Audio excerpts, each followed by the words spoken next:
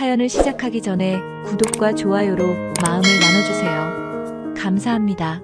15년 전 내가 30 후반쯤 결혼한 지 3년 차 되던 때의 이야기다. 그날도 평범한 토요일 오후였다. 아내는 부엌에서 저녁 준비를 하고 있었고 나는 거실 소파에 앉아 신문을 읽고 있었다. 약국을 개업한 지 2년, 이제 막 안정되어 가던 시기였다. 현관 초인종이 울렸다.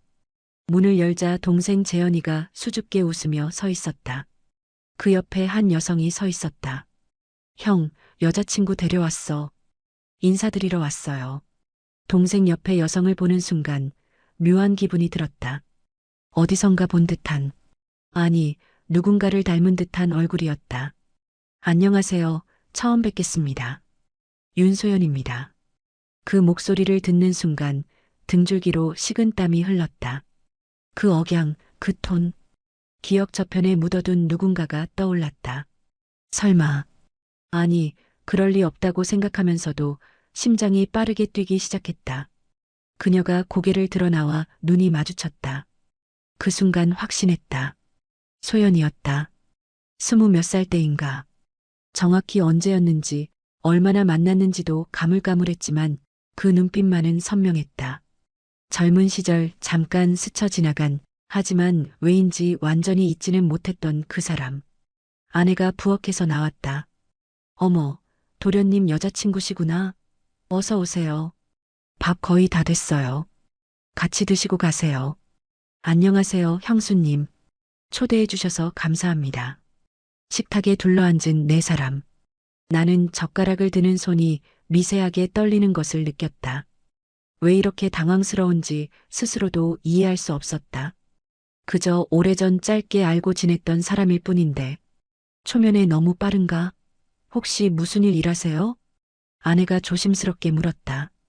서울대병원 약재부에서 일하고 있습니다. 어머, 약사세요? 저희 남편도 약사예요. 아, 그러시군요. 선배님이시네요. 선배님이라는 호칭에 무언가가 확실해졌다. 그래, 약대 다닐 때였다. 어렴풋이 기억이 돌아왔다. 도서관인가 아니면 학교 근처 카페였나? 국가고시를 준비하던 시절. 함께 공부했던 것 같기도 하고. 하지만 왜 헤어졌는지, 어떻게 끝났는지는 안개 속처럼 흐릿했다. 약대 어디 나오셨어요?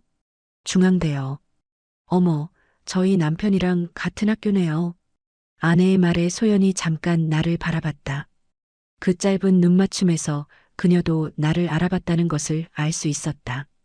하지만 그녀는 완벽하게 모르는 척 연기하고 있었다. 형, 소연이가 형수님이랑 되게 잘 맞을 것 같지 않아? 동생의 목소리에 겨우 정신을 차렸다. 그래, 그런 것 같네. 사실 결혼 생각하고 있어요. 그 말에 나는 물을 마시다 사례가 들릴 뻔했다. 아내가 내 등을 토닥였다. 어머, 정말이에요? 너무 좋은 일이네요. 소연 씨 정말 좋은 분 같아요. 감사합니다, 형수님. 소연이 수줍게 웃었다. 그 미소가 낯익었다. 분명 본 적 있는 미소였다. 저녁 식사 내내 나는 거의 말이 없었다. 머릿속으로는 계속 과거의 조각들을 맞춰보려 애썼다. 분명 뭔가 있었다. 단순한 선후배 이상의. 하지만 명확하게 떠오르지 않았다. 다만 가슴 한구석이 묘하게 아려오는 것만 느낄 수 있었다. 형제분이 또 있으세요? 소연이 동생에게 물었다. 아니요, 저랑 형 둘뿐이에요. 그럼 제가 막내 며느리가 되겠네요. 아내가 환하게 웃었다. 어머님께서 정말 좋아하실 거예요. 도련님 결혼 언제나 기다리셨거든요. 식사 후 담배를 피운다는 핑계로 베란다로 나갔다. 사실 담배는 5년 전에 끊었지만 지금은 혼자 있을 시간이 필요했다. 유리문 너머로 거실이 보였다. 소연이 아내와 즐겁게 대화하고 있었다. 동생은 행복한 표정으로 그녀를 바라보고 있었다. 완벽한 연인의 모습이었다. 잠시 후 복도에서 발소리가 들렸다. 소연이 화장실을 가는 길이었다. 유리문 너머로 우리의 눈이 마주쳤다. 그녀는 잠시 멈칫했다. 그리고는 알 수 없는 미소를 지으며 고개를 살짝 숙여 인사하고는 그대로 지나갔다. 마치 정말로 오늘 처음 만난 사람을 대하듯이. 그 짧은 순간 그녀의 눈빛에서 복잡한 감정이 스쳐 지나갔다. 하지만 그뿐이었다. 그녀는 끝까지 모르는 척을 관철했다. 그 완벽한 연기에 나는 오히려 더 혼란스러웠다. 정말 내가 착각한 건가? 아니면 그녀도 나처럼 과거를 묻어두기로 한 건가? 그날 밤 동생과 소연이 돌아간 후 나는 서재에 혼자 앉아 있었다. 오래된 앨범을 뒤적였다. 90년대 후반 사진들 속 어딘가에 그녀가 있을지도 모른다는 생각에.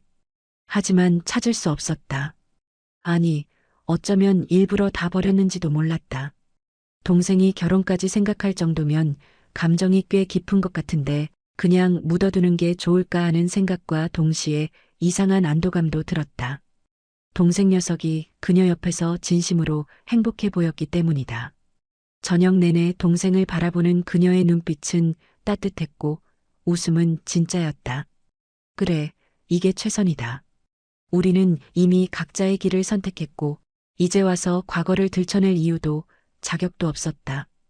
동생이 행복하면 그걸로 충분했다. 아니, 충분해야만 했다.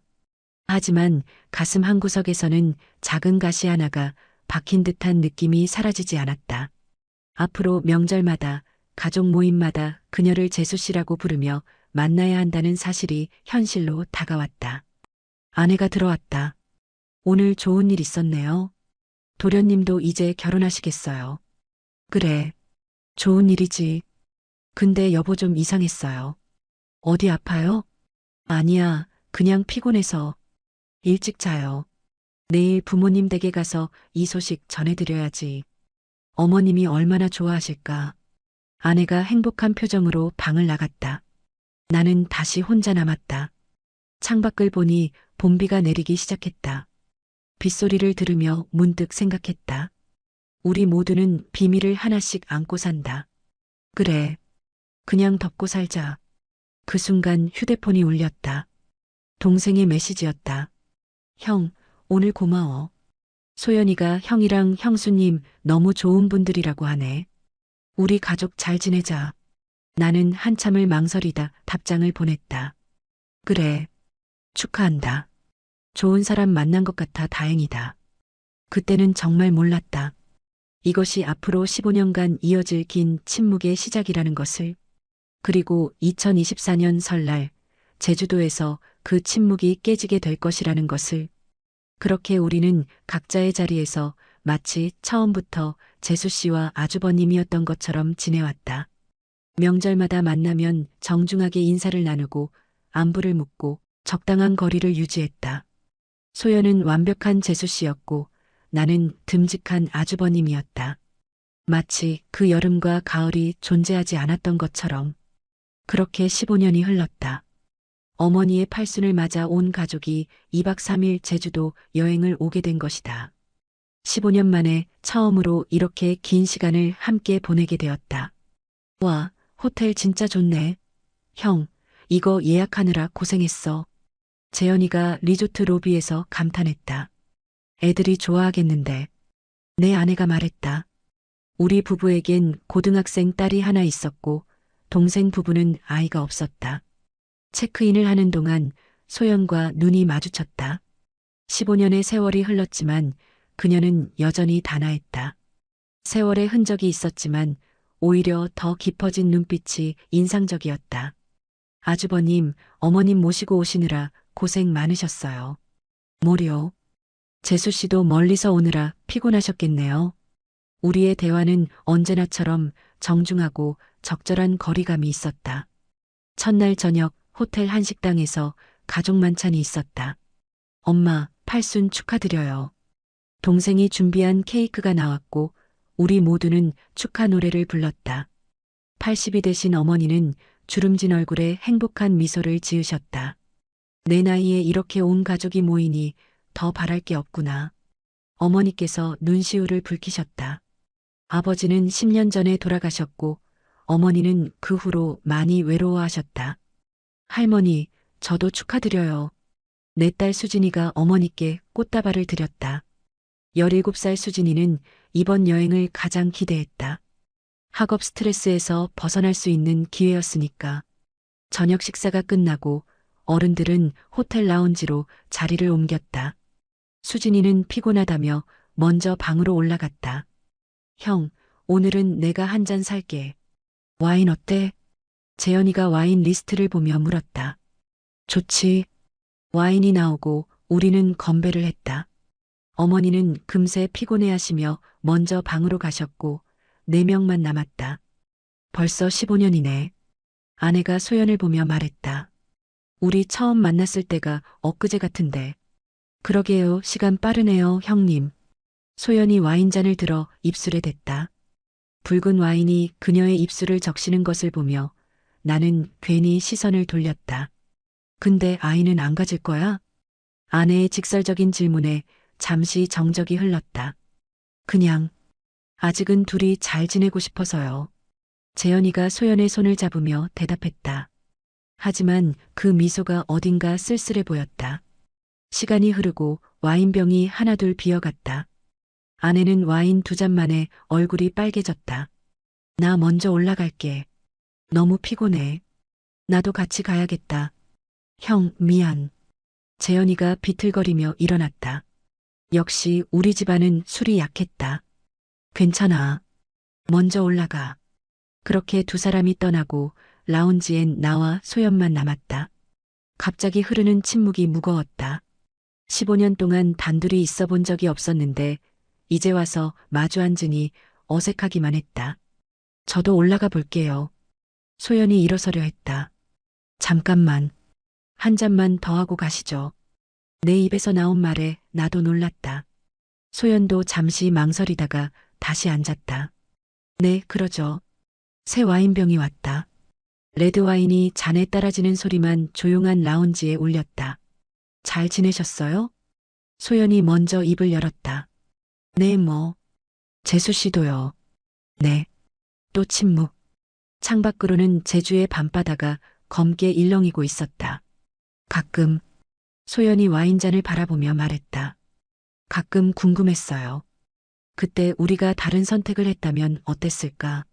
심장이 쿵 내려앉았다. 15년 만에 처음으로 과거를 언급한 것이다. 저도 가끔 생각했습니다. 후회하세요? 모르겠어요. 재수 씨는요? 저도 모르겠어요. 소연이 쓸쓸하게 웃었다. 그 웃음이 20대의 그녀와 겹쳐 보였다. 재현 씨는 좋은 사람이에요. 정말로. 알아요. 동생이 행복해 보여서 다행이에요. 아주버님도 행복해 보이세요. 따님도 예쁘고. 감사합니다. 대화는 다시 형식적으로 돌아왔다. 하지만 뭔가 달랐다.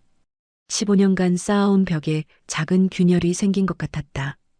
그때 왜 떠나셨어요? 내가 묻고 싶었던 질문이 불쑥 튀어나왔다.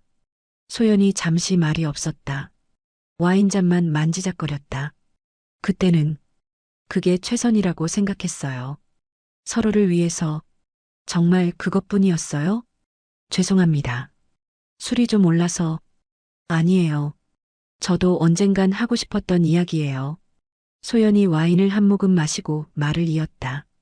사실 무서웠어요. 우리 둘 다 너무 젊었고 미래가 불확실했죠. 그리고 이미 아주버님께는 다른 사람이 있다고 들었어요. 곧 결혼하실 거라고. 나는 놀라서 그녀를 바라봤다. 그게 무슨, 누가 그런 말을? 중요하지 않아요. 이미 지난 일이잖아요. 소연이 씁쓸하게 웃었다. 그래서 그냥 떠나기로 했어요. 깔끔하게. 그날 밤 나는 잠을 이룰 수 없었다.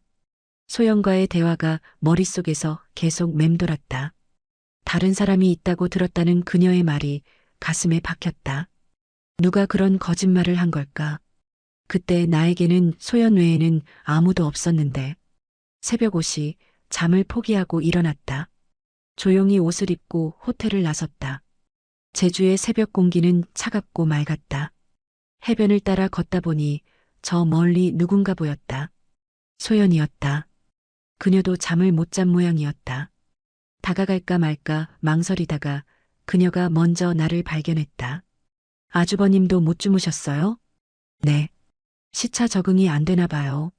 엉뚱한 거짓말이었다. 같은 대한민국에서 무슨 시차가 있겠는가. 소연은 얕은 미소를 지었다.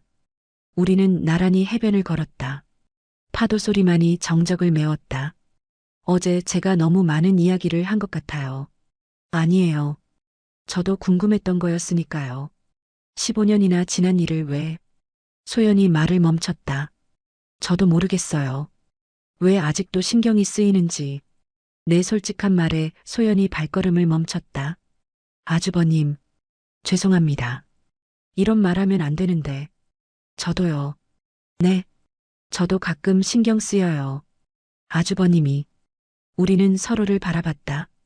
15년 만에 처음으로 진짜 감정을 마주한 순간이었다. 갑자기 핸드폰이 울렸다. 아내였다. 여보, 어디야? 아침 먹으러 가야지. 아, 그래. 산책 나왔어. 지금 들어갈게. 전화를 끊고 돌아보니 소연은 이미 호텔 쪽으로 걸어가고 있었다. 그녀의 뒷모습이 쓸쓸해 보였다. 아침 식사 자리. 온 가족이 모였다. 작은 엄마도 일찍 산책 다녀오셨어요? 수진이가 소연에게 물었다. 응, 제주 바다가 너무 예뻐서. 저도 내일은 일찍 일어나서 산책해야겠어요. 평화로운 아침 식사였다. 하지만 나와 소연은 서로를 의식적으로 피했다. 오늘 일정이 어떻게 돼? 동생 재현이가 물었다. 오전에 성산 일출봉 가고 점심 먹고 섭지코지 들릴 거야. 좋네. 날씨도 좋고 관광지를 돌며 가족 사진을 찍었다. 행복한 대가족의 모습이었다. 하지만 사진 속 나와 소연은 항상 대각선 끝에 서 있었다. 점심을 먹으러 들어간 흑돼지 식당. 우연히 나와 소연이 나란히 앉게 되었다. 이거 구워드릴게요, 어머님. 소연이 어머니 고기를 구워드렸다.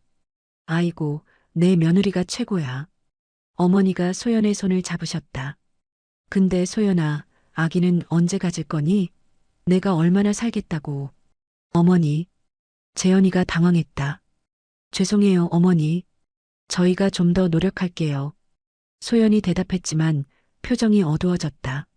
사실, 재현이가 입을 열었다. 우리가 병원도 다녀봤어요.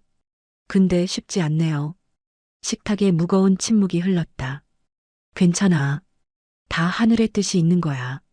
어머니가 재현이의 어깨를 토닥이셨다. 점심 후 숙소로 돌아오는 차 안. 소연이 창밖만 바라보고 있었다. 그녀의 옆모습에 그늘이 져 있었다. 저녁 독채 펜션으로 이동했다. 와, 여기 진짜 좋다. 수진이가 넓은 정원을 보며 감탄했다. 바다가 보이는 언덕 위의 펜션은 우리 가족만을 위한 공간이었다. 형, 바비큐 준비 도와줄게. 재현이와 나는 정원에 바비큐 그릴을 설치했다. 여자들은 실내에서 재료를 손질했다. 저녁 7시 정원에서 바비큐 파티가 시작됐다. 제주 흑돼지와 신선한 해산물이 그릴 위에서 지글거렸다. 아빠, 이거 다 탔어요. 수진이가 핸드폰으로 사진을 찍으며 놀렸다. 밤 9시쯤 어머니가 먼저 들어가셨다. 난 먼저 들어가 쉴게. 너희들은 재밌게 놀아. 수진이도 피곤하다며 방으로 들어갔다. 정원엔 우리 부부와 동생 부부만 남았다. 별이 쏟아지는 제주의 밤, 소주병이 하나둘 늘어갔다. 형, 우리 언제 이렇게 넷이서 술 마셔본 적 있어? 재현이가 소주를 따르며 물었다. 글쎄, 처음인 것 같은데. 맞아요. 항상 어머님이 계시거나 애들이 있거나 했죠. 아내가 말했다. 아주버님, 제가 따라드릴게요. 소연이 내 잔에 소주를 따랐다. 그녀의 손이 살짝 떨리는 것을 느꼈다. 대학 때 이렇게 밤새 술 마시곤 했는데 재현이가 추억에 젖었다. 맞아.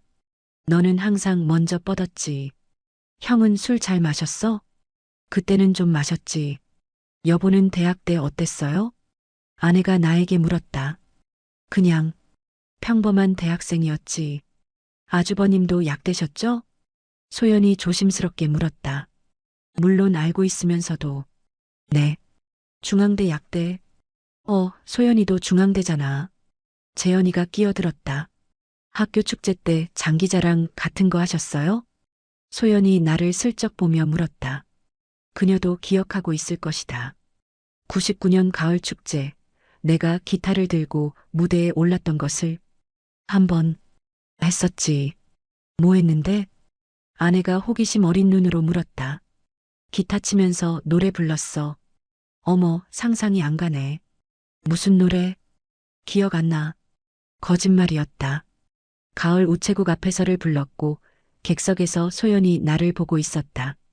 형님 기타 치셨어요? 소연이 모르는 척 물었다. 조금. 지금은 못 쳐. 여보, 나한테는 기타 친다는 얘기 한 번도 안 했잖아. 아내가 삐친 척했다. 별거 아니었으니까. 분위기가 무르익자 재현이가 말했다. 사실 나도 대학 때 좋아하는 선배가 있었어. 어머, 누구? 아내가 관심을 보였다. 간호학과 선배였는데 결국 고백도 못했지. 바보네.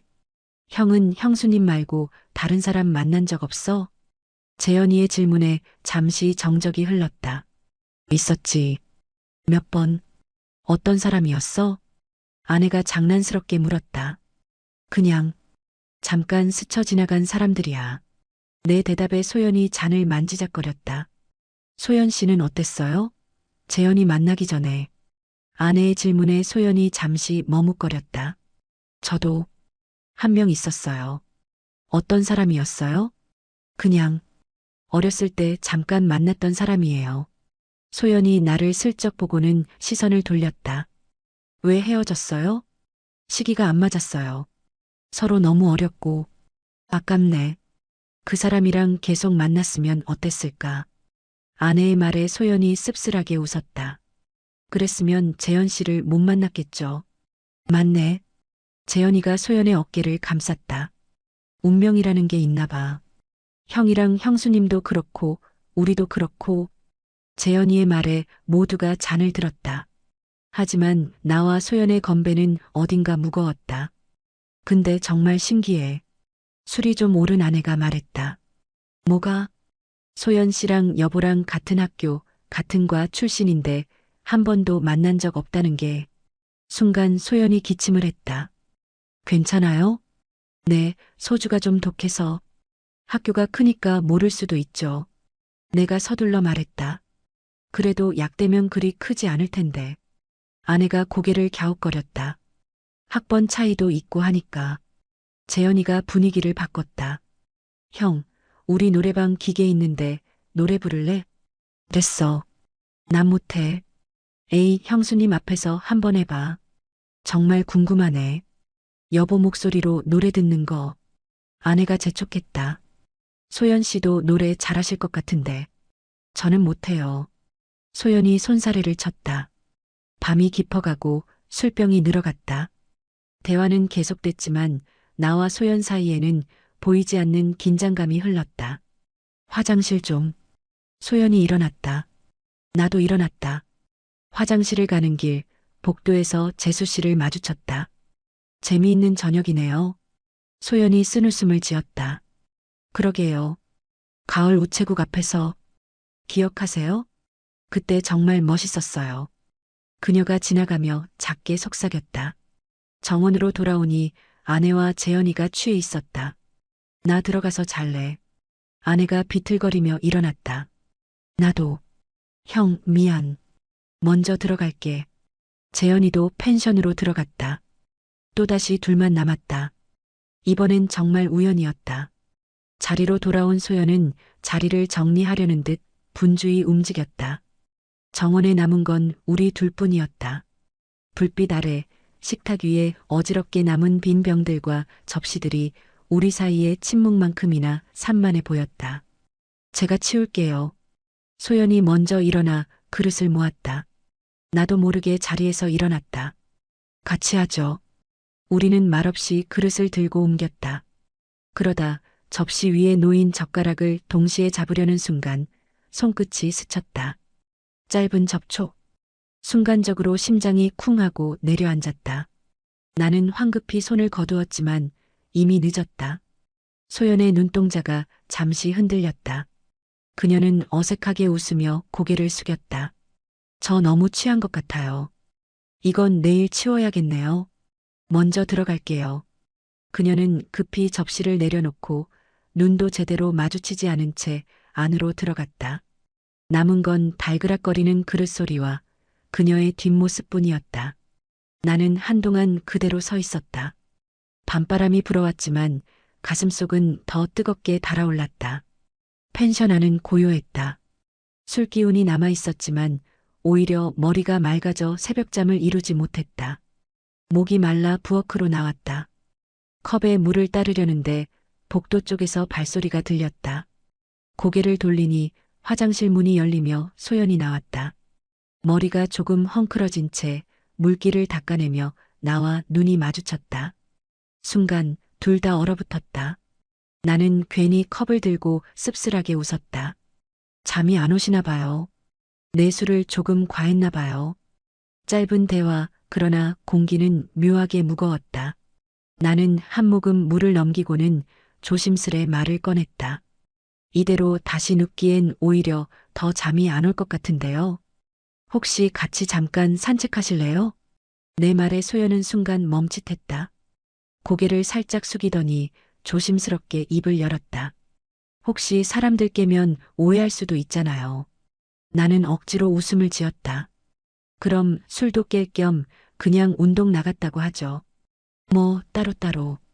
그녀는 잠시 나를 바라보다 작게 고개를 끄덕였다. 네. 펜션 현관문을 열자 차가운 새벽 공기가 밀려 들어왔다. 별빛이 가득한 하늘, 멀리서 파도 소리가 잔잔히 들려왔다. 우리는 말없이 신발을 신었다. 서로 한 걸음 간격을 둔 채 같은 방향으로 걸음을 옮겼다. 마치 따로 걷지만 어쩔 수 없이 나란히 걷는 사람들처럼. 새벽 공기가 차가웠다. 우리는 나란히 걸었지만 발자국 소리만 들릴 뿐 대화는 없었다. 한참을 그렇게 걷다. 내가 먼저 말을 꺼냈다. 이상하네요. 15년이 지나서 이렇게 같이 걷고 있으니까. 소연이 고개를 숙이며 짧게 웃었다. 그러게요. 꼭 그때로 돌아간 것 같네요. 순간 머릿속에 오래 덮어둔 기억이 스쳤다. 자취방, 낡은 창문 틈으로 스며들던 가로등 불빛, 서로의 숨소리가 뒤엉키던 그 밤. 잊었다고 생각했는데 아니었다. 소연이 발걸음을 늦추더니 바다 쪽을 바라보며 조심스레 말했다. 아주버님 그 집 기억나요? 나는 가슴이 철렁 내려앉았다. 집이라니. 선배 자취방이요. 소연이 웃는 듯 씁쓸한 듯 고개를 숙였다. 작은 침대 옆에 있던 화분, 아직도 생각나요. 왜 그렇게 잘 가꿨는지. 나는 아무 대답도 할 수 없었다. 창문으로 들어오던 가로등 불빛도요. 방 안이 반쯤만 환했잖아요. 소연의 목소리가 낮아졌다. 처음 간 날 침대가 너무 삐걱거려서 저 웃음 참느라 혼났던 것도. 숨이 막혔다. 소연은 그때로 돌아간 사람처럼 눈을 감았다가 다시 떴다. 지금도 그 방 냄새가 나는 것 같아요. 비 맞은 머리카락, 라면, 국물, 그리고 그녀는 끝내 말을 잇지 못하고 입술을 깨물었다. 나는 파도 소리를 핑계 삼아 고개를 돌려 하늘만 올려다보았다. 잠시 침묵이 흘렀다. 소연은 여전히 바다 쪽을 바라보고 있었고 나는 도저히 참을 수가 없었다. 15년 동안 묻어둔 질문이 목구멍 끝까지 차올랐다. 나는 낮게 거의 속삭이듯 말했다. 재수 씨 혹시 제가 처음이었나요? 그녀가 놀란 듯 고개를 돌렸다. 눈빛이 잠시 흔들리더니 곧 피식 웃음이 번졌다. 아주버님답네요. 이런 질문 15년 만에 던지시다니. 대답하기 힘들면 안 하셔도 됩니다. 내 목소리는 떨리고 있었다. 소연은 한참을 망설였다. 바다바람에 흩날리는 머리카락을 정리하며 아주 작게 말했다. 네, 그랬어요. 처음이었어요. 순간 심장이 쿵 하고 내려앉았다. 그녀는 바로 시선을 돌려버렸지만 이미 늦었다. 그 한마디가 15년간 덮어두었던 기억을 단숨에 깨워버렸다. 정말? 내 입에서 터져나온 건 떨림 가득한 한마디였다. 소연은 고개를 숙였다. 나는 미친 듯이 이어 물었다. 왜 그때 나한테 아무 말도 안 했어요? 그게 얼마나 중요한 건데. 목소리가 떨려 나도 제어할 수 없었다. 소연은 씁쓸한 웃음을 지었다. 중요했죠. 저한테는 아주 많이. 근데 선배한테는 아닐 것 같았으니까. 그땐 그렇게 생각했어요. 그 순간 심장이 벼락을 맞은 듯 철렁 내려앉았다. 내가 뭐라도 더 묻기 전에 소연이 아주 낮은 목소리로 이어 말했다. 사실 처음이라 무섭기도 했는데 괜히 어른인 척, 괜찮은 척 했었어요. 나는 그대로 얼어붙었다. 소연은 바다 쪽을 바라보다가 씁쓸하게 웃었다. 근데 살다 보니 알았어요. 아주버님이 너무 많이 크셨다는 걸. 그 한마디에 피가 머리끝까지 쏠렸다. 바람은 차가운데 온몸이 뜨겁게 달아올랐다. 나는 대답조차 하지 못한 채 그녀의 옆모습만 바라봤다. 그녀는 아무렇지 않은 듯 다시 걸음을 옮겼다. 마치 방금 아무 말도 하지 않은 사람처럼. 나는 조심스럽게 물었다. 그럼 처음 우리 집에 인사 왔을 때는 어떤 마음이었습니까? 소연이 잠시 침묵하다가 낮게 웃었다. 솔직히 복잡했어요.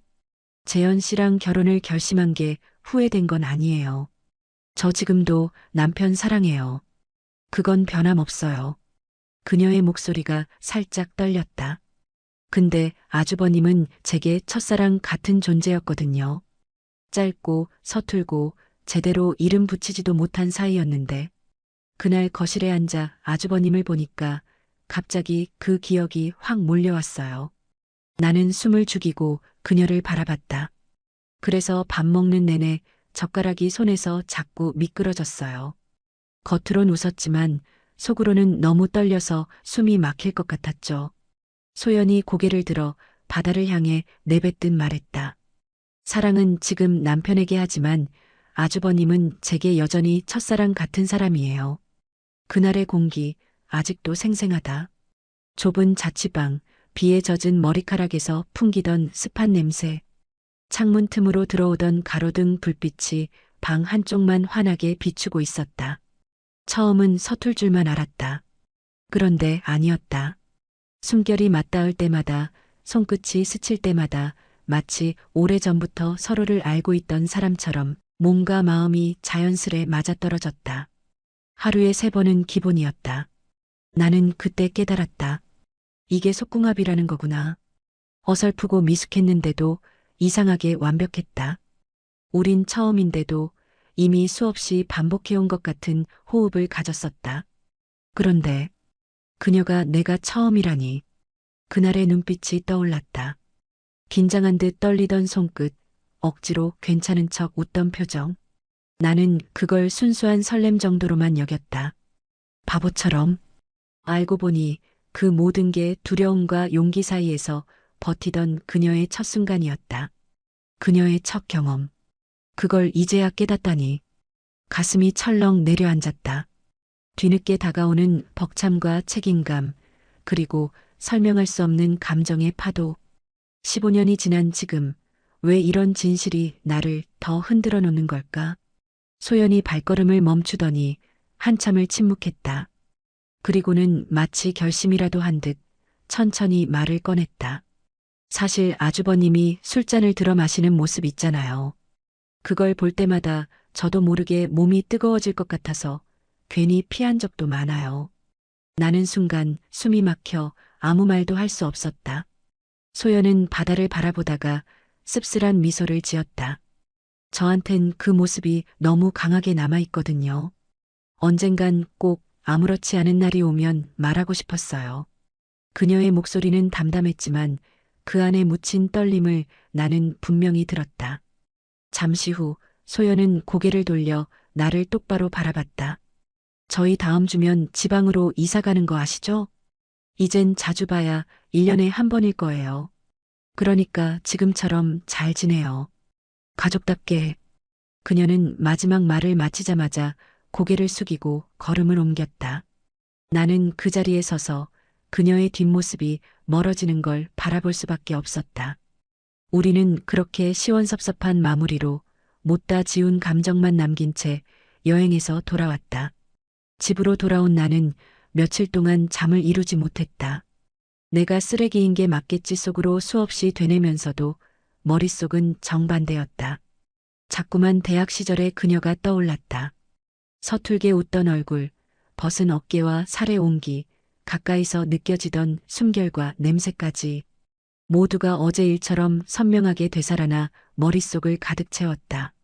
지워야 할 기억일수록 더 짙어져서 도무지 떠나질 않았다. 이사 가기 전날 네 사람은 다시 식탁에 둘러앉았다. 형, 오늘은 내가 진짜 달릴 거야. 재현이는 잔뜩 들뜬 얼굴로 술잔을 들었지만 두어 잔이 채 지나기도 전에 얼굴이 벌겋게 달아오르더니 곧 고개를 푹 숙여버렸다. 아내도 마찬가지였다. 웃음을 흘리며 나도 오늘은 여기까지라는 말을 남기고 소파에 기대 잠들어 버렸다. 남은 건 나와 소연뿐이었다. 술 기운이 올랐지만 공기는 묘하게 선명했다. 서로 아무 말도 하지 않은 채 숟가락과 잠만 오갔다. 그 순간 식탁 아래서 무언가 스쳤다. 가볍게 그러나 확실히 내 다리와 그녀의 다리. 나는 본능적으로 몸을 움찔했지만 다시금 부딪히고 말았다. 아니, 부딪혔다기보다 피하지 않은 것 같았다. 그 짧은 스침이 온몸에 불씨를 일으켰다. 머릿속이 하얘졌다.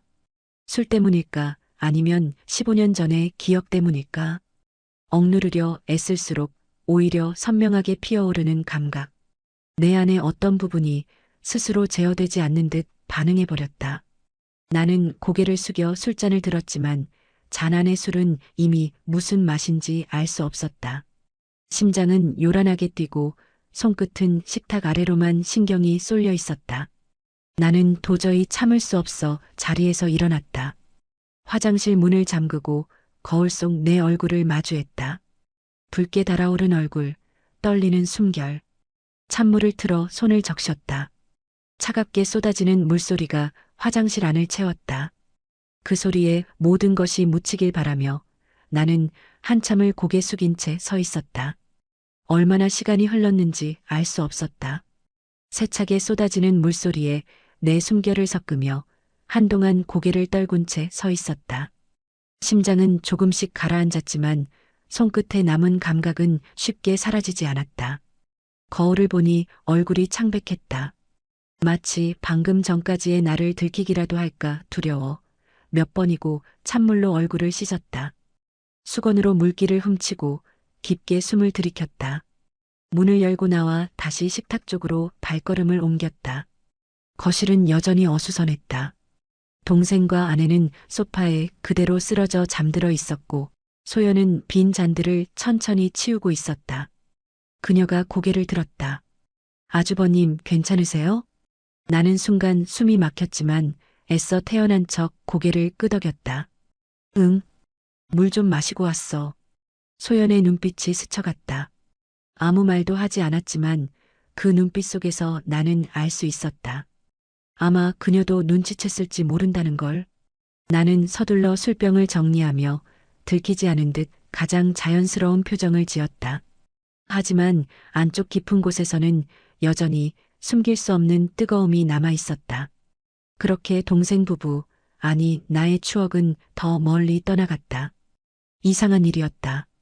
서로 아무 일도 모르는 듯 지내온 시간이 전부 거짓말 같았다. 왜 이제서야 이렇게 선명하게 떠오르는 걸까? 나는 한동안, 아니 언제까지일지 모를 그 순간까지 이 감정을 잘 다스려야 할 것이다. 아내와 동생을 생각하면 가끔은 미친 듯한 죄책감이 밀려왔다. 그럼에도 불구하고 머릿속 한구석은 여전히 그녀로 가득했다. 잊으려 애쓸수록 더 선명해지는 얼굴, 목소리, 그리고 그날의 체온. 나는 매일같이 흔들렸다. 죄책감과 욕망 사이에서, 가족과 비밀 사이에서 이것이 끝내 무너뜨릴지 아니면 영원히 묻혀버릴지는 아직 나조차 알 수 없었다. 이건 드러나서는 안 되는 비밀이다. 누구에게도 말할 수 없고 말해서도 안 되는 기억. 아내도 동생도 심지어 그녀 자신도 모른 척해온 세월을 깨뜨려서는 안 된다. 나는 이 감정을 꾹 눌러 삼킨 채 평범한 가장이자 형으로 살아가야 한다. 그게 옳은 일이고 내가 감당해야 할 벌일 테니까. 그러나 알 수 있었다. 이 비밀은 결코 사라지지 않을 것이라는 걸. 언제나 내 안 어딘가에서 조용히 숨쉬며 살아남을 거라는 걸. 오늘 사연이 마음에 남으셨다면 구독과 좋아요 부탁드립니다. 곧 다른 이야기로 찾아뵙겠습니다. 감사합니다.